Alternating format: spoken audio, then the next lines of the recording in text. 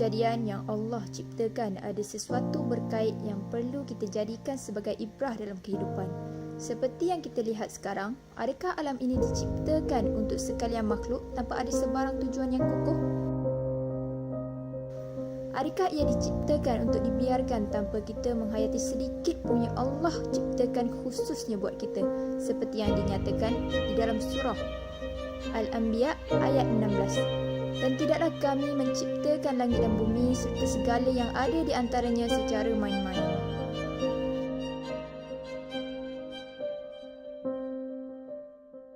Badi'us samawati wal ardi anna yakunu lahu waladun wa lam takun lahu sahibah wa khalaqa kulla shay'in wa huwa bikulli shay'in alim.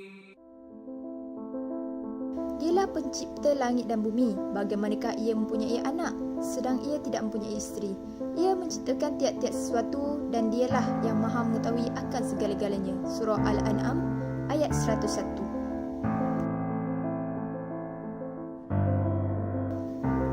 Al-Quran merupakan kalam yang teragung dan kekal sepanjang zaman. Ia mengandungi pelbagai bidang ilmu termasuklah bidang sains dan teknologi. Antaranya ialah tentang penciptaan awan, ilmu geologi, siang dan malam, kejadian manusia dan lain-lain.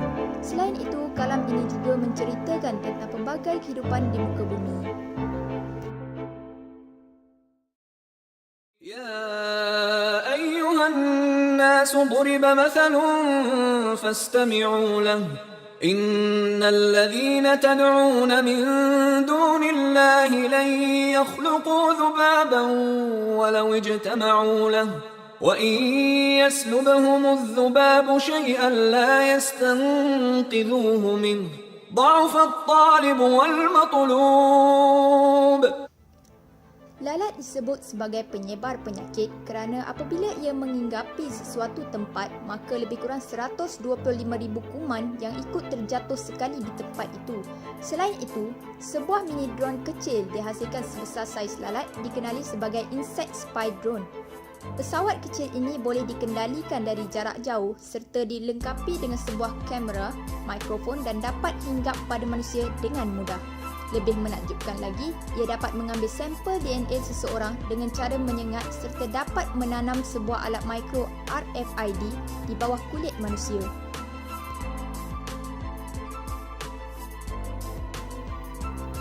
Serangga merupakan haiwan yang terdiri daripada air. Komposisi air dalam tubuh serangga bervariasi.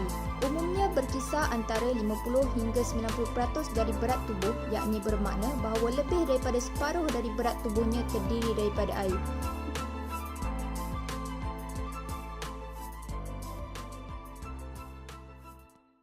Wallahu khalaqa kulla dabbatin min ma' faminhum man yamshi ala batnihi wa minhum man yamshi ala rijlayn wa minhum man yamshi ala arba' yakhluqu Allahu ma yasha'. Inna Allah ala kulli syai'in qadir. Dan Allah menciptakan tiap-tiap haiwan yang bergerak itu dari air, maka sebahagian di antara mereka menjala di atas perutnya, dan sebahagiannya berjalan dengan 2 kaki, dan sebahagiannya lagi berjalan dengan 4 kaki. Allah menciptakan apa sahaja yang ia kehendaki, yakni selain dari yang disebut, kerana sesungguhnya Allah Maha Kuasa atas tiap-tiap sesuatu. Ayat ini menjelaskan bahawa Allah telah menciptakan pelbagai jenis makhluk di bawah kuasaannya. Berdasarkan anggaran saintis, serangga mendominasi organisma lain di dunia ini dengan lebih dari 70% daripada benda hidup, yakni termasuk haiwan, tumbuhan, kulat dan yang lebih seni atau mikrob.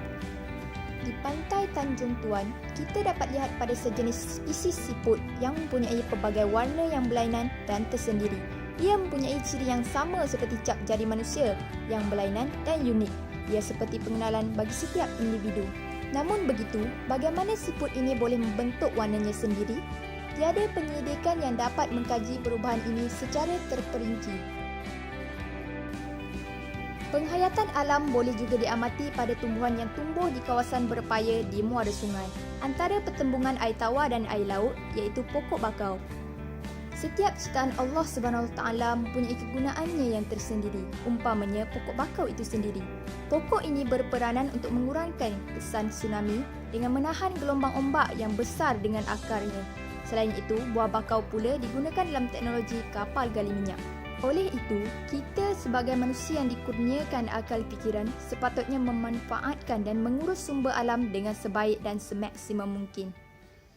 وأوحى ربك إلى النحل أن اتخذي من الجبال بيوتا ومن الشجر ومما يعرشون ثم كلي من كل الثمرات فاسلكي سبل ربك ذللا يخرج من بطونها شراب مختلف ألوانه فيه شفاء للناس إن في ذلك لآية لقوم يتفكرون.